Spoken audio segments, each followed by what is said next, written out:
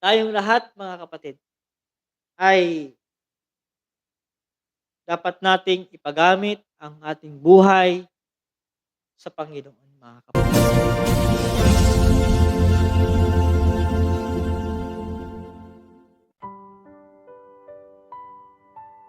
Salamat sa Diyos kung ikaw ay ginagamit na ng Panginoon.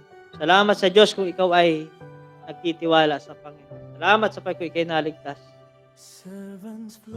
Kung nasaan ka man, kung ikaw ay employee, kung ikaw ay empleyado, kung ikaw ay worker sa labas, gamitin natin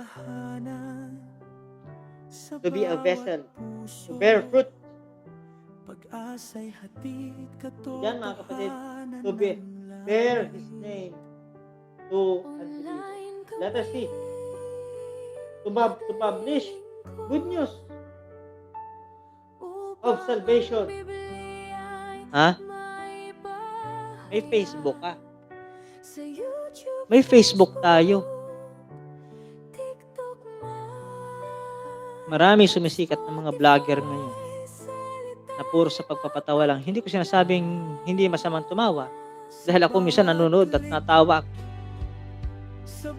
Million of views, hundreds of shares, thousands of shares. Maraming mga Kristiyano, ang daming mga post. Nasa kainan, nasa pasyalan. Hindi ko sinasabing hindi kayo mag-post niyan. Hindi ko sinasabing hindi naman bawal mag-post niyan, kapatid. Pero what I'm trying to say is this. Mag-post ka ng salita ng Diyos.